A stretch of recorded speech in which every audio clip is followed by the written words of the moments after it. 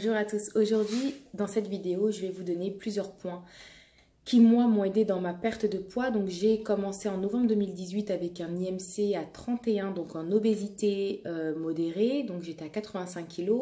8 mois plus tard, donc j'en suis à un très léger surpoids, j'ai un IMC à 25,6 et je fais désormais 68 kg, donc j'ai perdu 18 kg.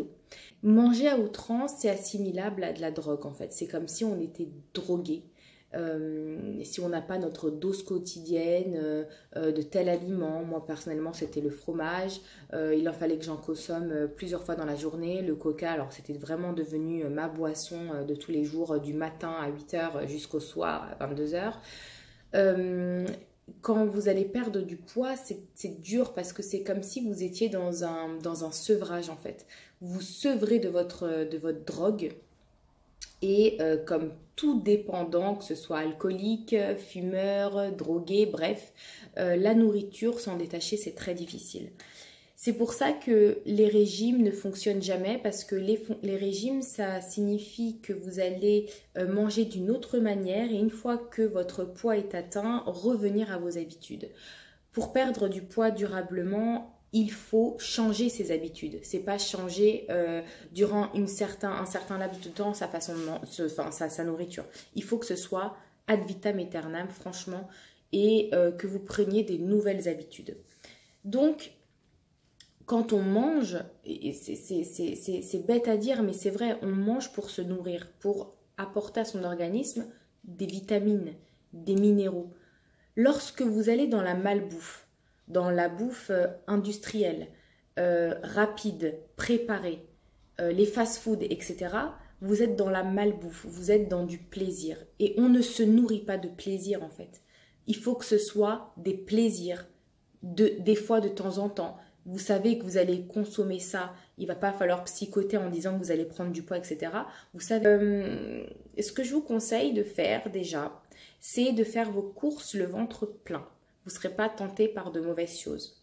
Quand vous faites vos courses, je vous conseille tout le temps d'y aller avec votre téléphone et l'application Yuka. Y-U-K-A. Essentiel. Franchement, vous scannez vos produits. Alors, vous n'allez pas faire la psychopathe à scanner à chaque fois, mais une bonne fois pour toutes, vous les scannez. Vous savez ce qui est bon, ce qui n'est pas bon. Je vais vous donner un exemple. Le fromage de chèvre, il y avait 10, dont la plus haute marque à la plus basse marque. Et sur les 10, il y en a 9 qui étaient mauvais, un seul qui était bon. C'était pas forcément le plus cher, c'était pas le moins cher non plus. Mais voilà, dans votre tête, vous savez que ce que vous consommez, c'est bon, même avec le pain de mie, le fromage. Vous pouvez vous faire des plaisirs, mais contrôlés. Enfin, vous savez que c'est bon pour votre santé.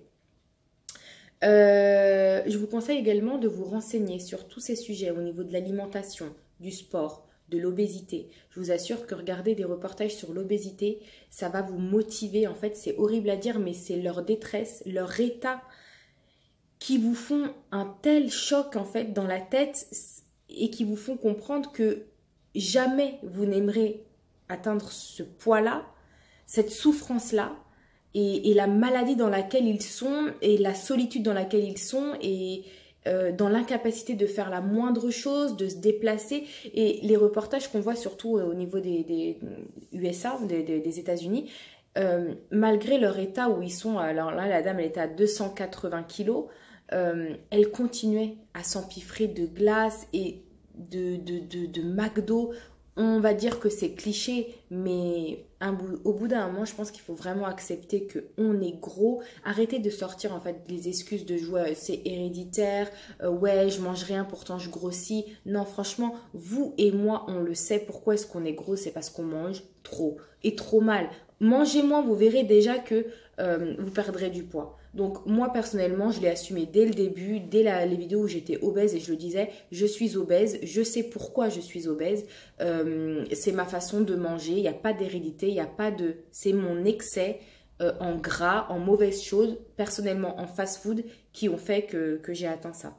Donc c'est quand vous allez voir le stade dans lequel ils sont, des fois ça peut vous provoquer un choc dans la tête et vous dire non mais jamais de la vie, il faut que je me reprenne en main, il faut que j'y aille quoi.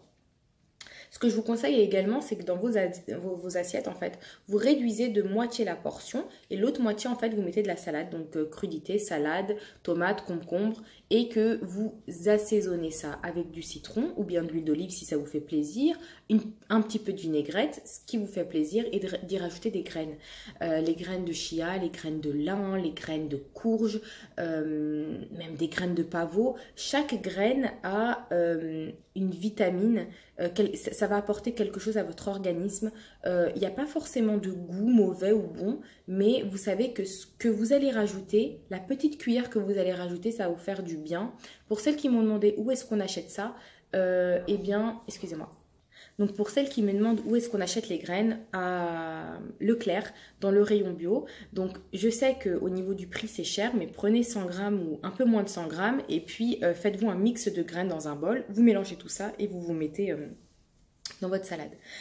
Ce que je vous conseille également, c'est que quand vous avez des baisses de régime et que vous avez envie de croquer dans, on va prendre le cliché, mais la pizza, humanisez-la. Dites-vous que c'est une personne qui vous a fait du mal, que si vous la touchez, elle va vous faire du mal.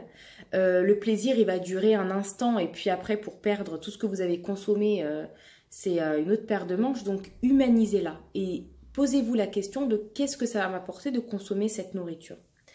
Quand je vous dis qu'il faut manger sain, il faut en fait revenir à l'époque de l'homme préhistorique, l'homme cueilleur-chasseur. Vous savez que même si ils mouraient assez tôt, ils n'avaient pas de maladies comme on a maintenant. Hein. Le diabète, des caries, ils n'en avaient pas eux parce qu'ils mangeaient sain et ils se dépensaient pour aller chercher cette nourriture-là. On est malade, on a ce type de maladie, du cholestérol, du diabète, des caries, des problèmes de foie, etc.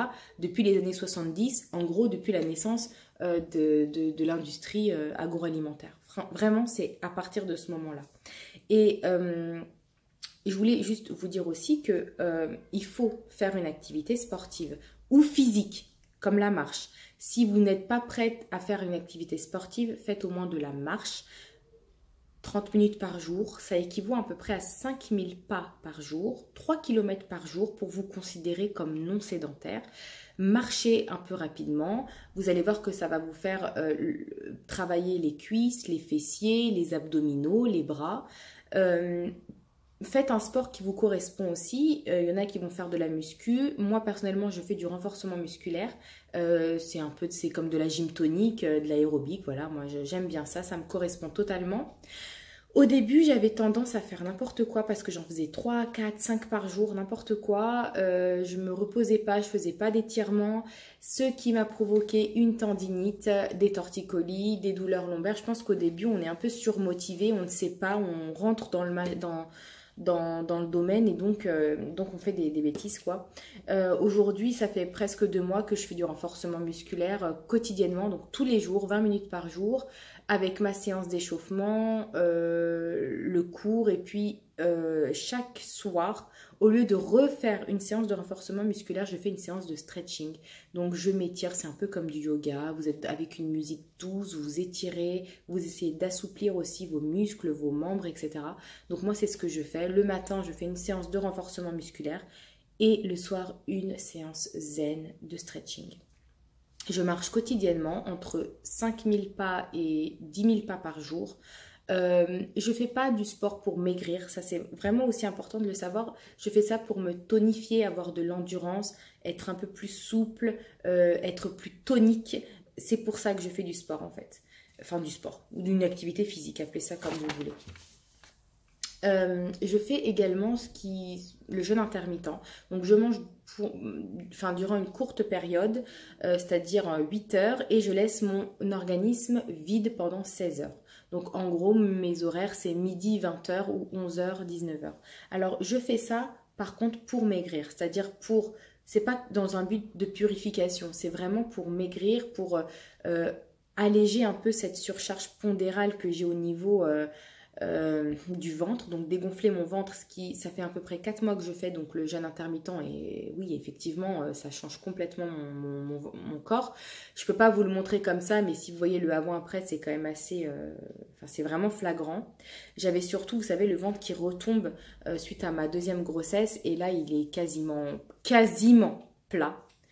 Je fais aussi le jeûne tous les dimanches, donc un jeûne de 24 heures que j'ai de plus en plus de mal à tenir, donc je l'ai tenu pendant 5 dimanches, 5 dimanches, et là, aujourd'hui, enfin, hier en gros, je l'ai tenu 22h30, donc j'étais presque, mais j'y arrivais plus, parce que j'ai l'impression que plus je perds du poids, en fait, plus c'est dur de tenir. Peut-être qu'avant, je tenais plus parce que j'avais tellement de stock de graisse, et là, étant donné que j'en ai de moins en moins, entre guillemets, c'est un peu plus dur. Et ce jeûne-là, pour moi, c'est un jeûne thérapeutique que je fais dans le but de perdre du poids, n'importe quoi, de me purifier, de laisser mes organes en repos, de me purifier, de libérer les mauvaises toxines, voilà, c'est dans un but de purification. Ce que je vous conseille aussi, c'est de garder votre plaisir. Il y a un plaisir que vous pouvez garder, comme je vous ai dit dans les précédentes vidéos. Pour moi, c'est le chocolat noir à 70%. J'en consomme 2 carrés par jour. C'est calorique, mais ça me fait du bien. Voilà, c'est mon petit plaisir. Également, essayez de trouver des alternatives à tout ce que vous pouvez. Par exemple, le sucre blanc. Essayez à la place du sirop d'agave ou du sirop d'érable ou du miel.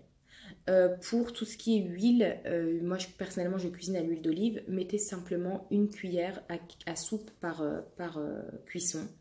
Évitez les sodas. Pour les jus, il y en a qui sont bons, il y en a qui sont mauvais. Renseignez-vous avec l'application Yuka. Les gâteaux au chocolat, franchement, tout ce qui est gâteau, etc., je vous conseille vraiment d'éviter. Si vous aimez le chocolat comme moi, prenez du pain et mettez vous-même votre Nutella. Vous pouvez contrôler votre dose et savoir vraiment la quantité qu'il y a. Vous pouvez faire aussi des gâteaux à base de flocons d'avoine, de farine complète, de graines, de raisins secs, de bananes, de pommes. Voilà. Vous pouvez aussi faire avec du chocolat, mais vraiment réduisez de moitié la tablette, quoi, pour moi. Pareil, vraiment, je vous conseille vraiment d'éviter le beurre. La crème fraîche, vous pouvez vraiment trouver des alternatives dans le lait, dans les yaourts, dans le fromage blanc. Le but, c'est vraiment pas de se priver, mais c'est de trouver des équivalents aux mauvaises calories, c'est de manger sainement, avec des portions limitées et de cuisiner malin et sain. Et vous allez voir que votre palais va s'habituer à cette cuisine-là. Moi, donc ça fait 8 mois que je consomme des choses que je consommais absolument pas avant, que ce soit au niveau des légumineuses, donc les lentilles, les pois chiches.